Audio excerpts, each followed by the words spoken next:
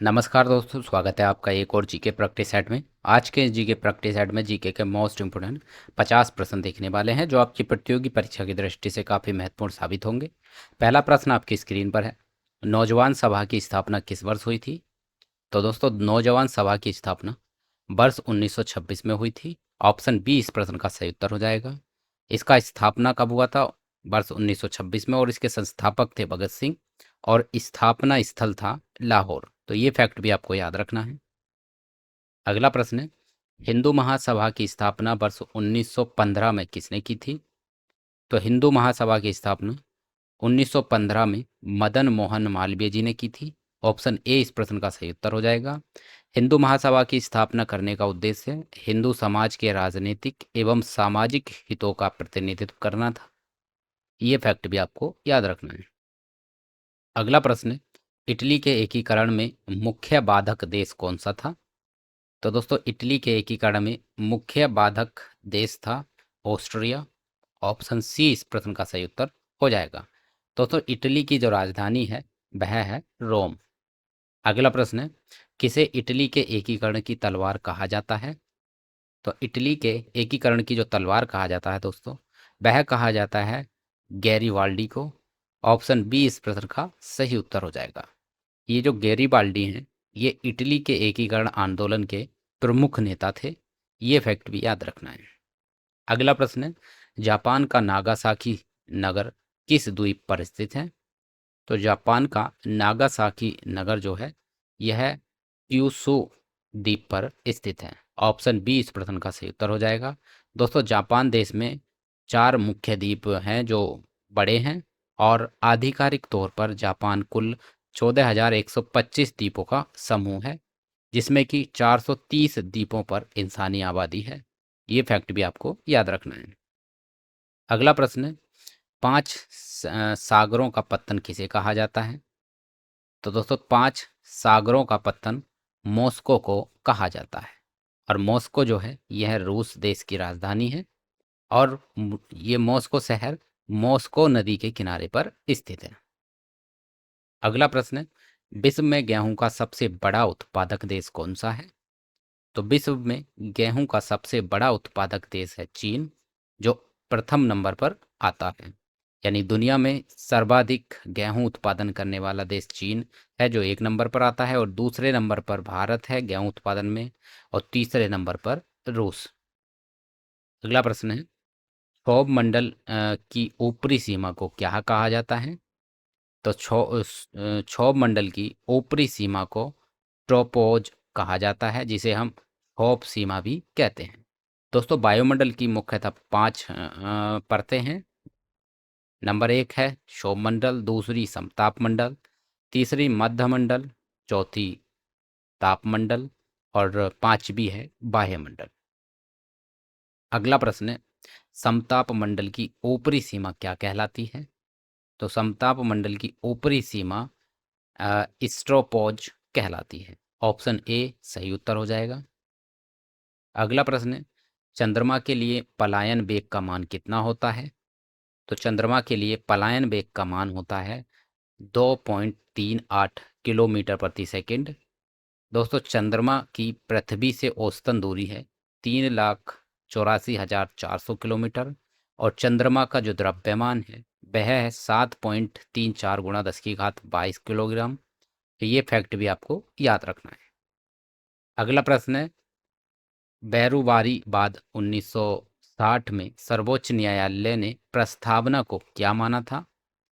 तो दोस्तों, विवाद 1960 में संविधान की प्रस्तावना को सर्वोच्च न्यायालय ने संविधान का अंग मानने से मना कर दिया था। ऑप्शन बी इस प्रश्न का सही उत्तर होगा, संविधान का अंग नहीं माना था। अगला प्रश्न है, किस बाद 1973 में सर्वोच्च न्यायालय ने प्रस्तावना को संविधान का अंग माना था? तो दोस्तों, 1960 के बाद 1973 में सर्वोच्च न्यायालय ने पुनः प्रस्तावना को संविधान का अंग माना था, और ये माना था केशवानंद भारती बनाम केरल राज्य के केस के समय। ऑप्शन बी इस प्रश्न का सही उत्तर होगा। अगला प्रश्न है, राष्ट्रपति पर महाभियोग किस अनुच्छेद के तहत लगाया जाता है? तो दोस्तों, भारत के राष्ट्रपति पर महाभियोग अनुच्छेद 61(1) के तहत लगाया जाता है? ऑप्शन बी इस प्रश्न का सही उत्तर होगा। अगला प्रश्न है, ऋग्वेद की रचना किस काल में हुई थी? तो दोस्तों ऋग्वेद की जो रचना हुई थी वह ऋग्वैदिक काल में हुई थी। ऑप्शन बी सही उत्तर होगा। अगला प्रश्न है, महाभियोग संसद की कैसी प्रक्रिया है? तो महाभियोग जो है संसद की अर्ध न्यायिक प्रक्रिया है। ऑप्शन बी सही उत्तर होगा। अगला प्रश्न है, नक्काशीदार ईंटों का प्रयोग का साक्ष्य कहाँ मिलता है? तो नक्काशीदार ईंटों के जो प्रयोग का साक्ष्य मिलता है वह मिलता है कालीबंगा में। ऑप्शन बी सही उत्तर होगा। अगला प्रश्न है, माई मदर पेंटिंग किसने बनाई थी? तो दोस्तों my mother painting Avninder Nath Tagore ने बनाई थी। ऑप्शन ए सही उत्तर होगा। अगला प्रश्न है, ऋग्वेद में भगवान शिव को क्या कहा गया है? तो ऋग्वेद में भगवान शिव को रुद्र कहा गया है। ऑप्शन ए सही उत्तर हो जाएगा। अगला प्रश्न है, कबूलियत एवं पट्टा प्रथा की शुरुआत किसने की थी? तो दोस्तों कबूलियत एवं पट्टा प्रथा की शुरुआत शेर शाह ने की थी। ऑप्शन बी इस प्रश्न का सही उत्तर हो जाएगा, शेर शाह। अगला प्रश्न है, देवी अहिल्याबाई होलकर हवाई अड्डा कहाँ स्थित है? तो देवी अहिल्याबाई होलकर हवाई अड्डा जो है यह इंदौर में स्थित है। ऑप्शन बी सही उत्तर होगा। अगला प्रश्न है, लाल बहादुर शास्त्री हवाई अड्डा कहाँ स्थित है? तो दोस्तों लाल बहादुर शास्त्री हवाई अड्डा जो है वाराणसी में स्थित है। ऑप्शन बी सही उत्तर हो जाएगा। अगला प्रश्न है, अंतर्राष्ट्रीय ओलंपिक समिति की पहली भारतीय महिला सदस्य कौन है? तो अंतर्राष्ट्रीय ओलंपिक समिति की पहली भारतीय महिला बनी थी नीता अंबानी। ऑप्शन ए सही उत्तर हो जाएगा। अगला प्रश्न है, चंबल नदी मध्य प्रदेश के किसके निकट से निकलती है? तो दोस्तों चंबल नदी जो है यह मध्य प्रदेश के मऊ से के निकट से निकलती है। ऑप्शन बी इस प्रश्न का सही उत्तर हो जाएगा। अगला प्रश्न है, पंबन द्वीप कहाँ स्थित है? तो दोस्तों पंबन द्वीप जो है यह मन्नार की खाड़ी में स्थित है। ऑप्शन बी सही उत्तर होगा। अगला प्रश्न है, उत्तरी भारत के मैदानी भागों में शीत ऋतु में वर्षा किस कारण होती है? तो दोस्तों भारत के उत्तरी मैदानी भागों में शीत ऋतु में वर्षा होती है। इसका मुख्य कारण है पश्चिमी विक्षोभ। ऑप्शन ए इस प्रश्न का सही उत्तर होगा। अगला प्रश्न है, बंगाल में तीव्र अर्ध हवाओं को क्या कहा जाता है? तो दोस्तों बंगाल में तीव्र अर्ध हवाओं को काल बैसाखी कहा जाता है। ऑप्शन बी सही उत्तर होगा। अगला प्रश्न है, पूर्वी भारत में तीव्र अर्ध हवाओं को किस नाम से जाना जाता है? तो दोस्तों पूर्वी भारत में तीव्र अर्ध हवाओं को अ, नार्वेस्टर के नाम से जाना जाता है। ऑप्शन ए इस प्रश्न का सही उत्तर होगा। अगला प्रश्न है, काजू चाय और इलायची की खेती के लिए कौन सी मिट्टी सर्वाधिक उपयुक्त होती है? तो दोस्तों काजू चाय और इलायची की खेती के लिए मुख्यतः लेटेराइट मिट्टी सर्वाधिक उपयोगी होती है। ऑप्शन बी इस प्रश्न का सही उत्तर हो जाएगा। अगला प्रश्न है, बादामी क्रांति का संबंध किसके उत्पादन से है? तो बादामी क्रांति का जो संबंध है वह मसाला उत्पादन से है। ऑप्शन बी सही उत्तर होगा। अगला प्रश्न है, रानी लक्ष्मीबाई किस तिथि को वीरगति को प्राप्त हुई थी? तो दोस्तों रानी लक्ष्मीबाई 17 जून 1858 को वीरगति को प्राप्त हुई थी। ऑप्शन बी इस प्रश्न का सही उत्तर हो जाएगा। अगला प्रश्न है, सर सैयद अहमद खान ने किस आंदोलन को चलाया था? तो सर सैयद अहमद खान ने अलीगढ़ आंदोलन को चलाया था। ऑप्शन ए सही उत्तर हो जाएगा। अगला प्रश्न है, शारदा सदन की स्थापना 1889 में किसने की थी? तो शारदा सदन की स्थापना वर्ष 1889 में की गई थी। ये की गई थी रमाबाई द्वारा। ऑप्शन बी इस प्रश्न का सही उत्तर होगा, रमाबाई। अगला प्रश्न है, बंदी जीवन पुस्तक के लेखक कौन हैं? तो दोस्तों बंदी जीवन पुस्तक के लेखक हैं सचिंद्र नाथ सान्याल। ऑप्शन बी इस प्रश्न का सही उत्तर हो जाएगा।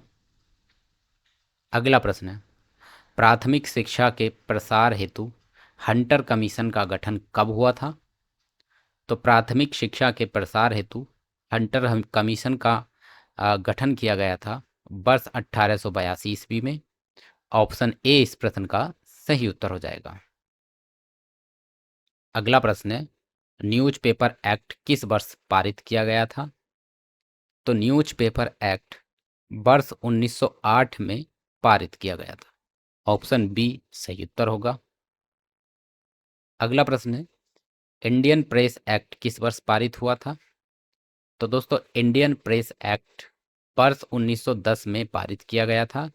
ऑप्शन ए सही उत्तर होगा। अगला प्रश्न, गांधी जी ने 17 अक्टूबर 1940 को व्यक्तिगत सत्याग्रह कहाँ से शुरू किया था?